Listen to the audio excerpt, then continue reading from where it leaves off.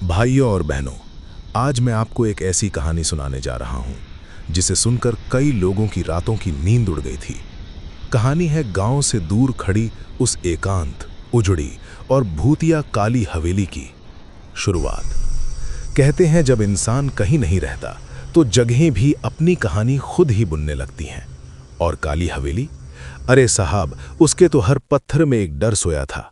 लोग कहते थे कि उसके आखिरी मालिक एक रात ऐसे गायब हुए जैसे धरती ने ही निगल लिया हो। न लाश मिली, न कोई निशान, बस कहानी रह गई और हवेली की सूनी खुली आंखें। रामू काका का आगमन। अब इसी हवेली की रखवाली करने आ गए थे हमारे रामू काका। सीधे साधे, थोड़े हट्टी, थोड़े गरीब और भूत प्रेत वाली बातों पर बिल्कुल भरोसा नहीं।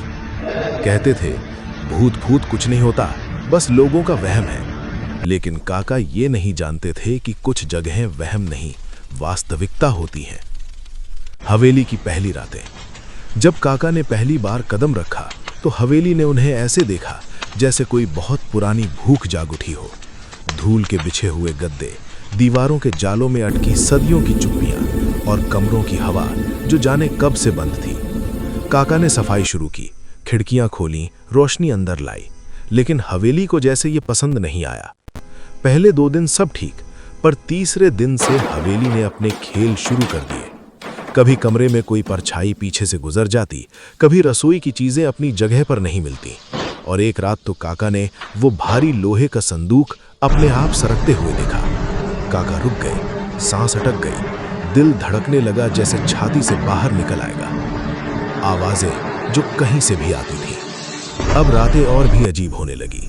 कभी बच्चों की खिलखिलाहट, कभी किसी औरत की धीमी सिसकियां और कभी कभी सीढ़ियों पर किसी के भारी कदम। लेकिन जब देखने जाओ तो वहां कोई नहीं, बस अंधेरा, गहरा, चुप और डर से भरा हुआ। पूर्णिमा की रात, वो रात, आखिर वो रात आ ही गई। पूर्णिमा की रात, जिस रात हवेली की दीवारें चांदनी में चांदी नहीं, भय बनकर चमकती हैं। रामू काका सो रहे थे, तभी उन्हें महसूस हुआ जैसे कोई उनके पैरों को सहला रहा हो। ठंडी बर्फ जैसी छुअन।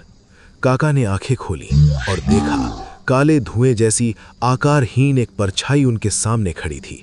न आंखें, न चेहरा, न शरीर का कोई आकार, बस काला घना अंधेरा जो सांस लेता हुआ लग रहा था।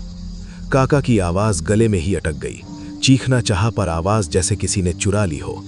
परछाई आगे बढ़ी और काका के हाथ को छुआ। उफ, वो छुअन किसी मुर्दे की उंगलियों से भी ज्यादा ठंडी थी। काका का पूरा शरीर जम गया। उन्होंने आंखें कसकर बंद कर लीं और जब थोड़ी देर बाद खोलीं, परछाई गायब थी।